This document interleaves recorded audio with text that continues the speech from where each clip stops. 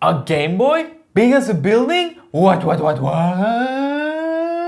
Yes, for two reasons. One, in this fake commercial, I played around with the idea that gaming is so big that you start to hallucinate stuff in your real life. And the second is that the Game Boy, like the original OG Game Boy, is kind of like a gray brick, like a gray apartment building. So here's how you shoot it. Go somewhere nice to get a view of the building and scenery you want to use. I live in an apartment building with a pretty okay view, so I just went up there and shot the scenery. Set the camera on a tripod, let the camera roll for a minute or two. In case there's wind that creates movement on your camera or tripod, or there's some interesting movement in the footage that you want to use, like birds flying over or cars driving by. Then try to visualize in the scenery how you want to implement the prop, because when shooting the prop, you need to angle it the same way as the sun is shining if you're shooting it at the same time of day.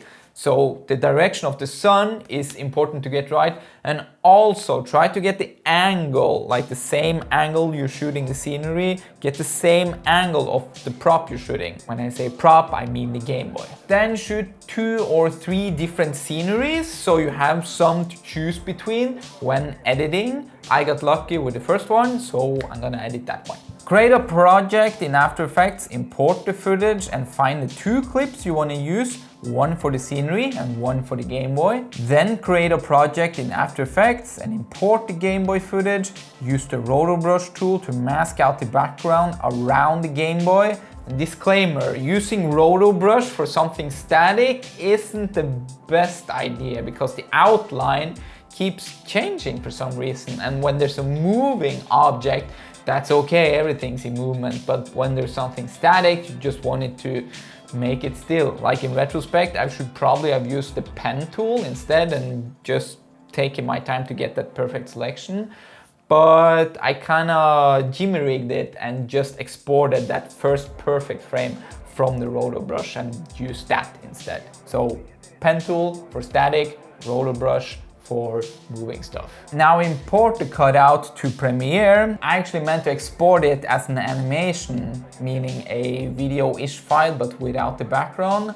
For some reason I got the white background, but that's not a problem. We'll just add a color key, or aka green screen effect, and remove that white background in Premiere. Now scale the Game Boy to fit where you want to place it. In my case, I want to replace the apartment building, so just try and place it over there. I'll also lower the contrast and the saturation level of the Game Boy to make it match the scenery better. A good rule of thumb is to look for the blackest part in the scenery and then match that up with the element that you're adding, because I don't know the word, but when you're looking at something from a distance, things will appear less contrasty and saturated, and the physical distance between the camera and the Game Boy is much closer, so I need to lower the contrast and saturation to make it match up. It helps sell the effect. And to make everything more dynamic, I want the Game Boy to glitch into the scenery.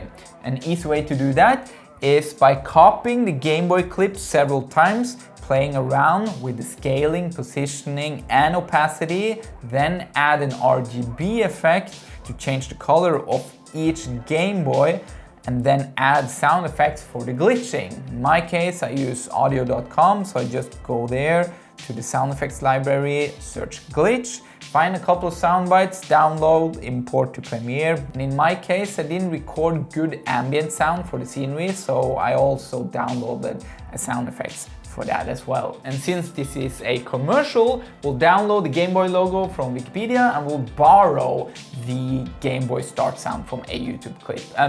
Big disclaimer, if this was actual commercial shoot, I would ask the client, the company, to provide those assets for me. Add the tagline in the beginning of the video and you'll end up with something like this.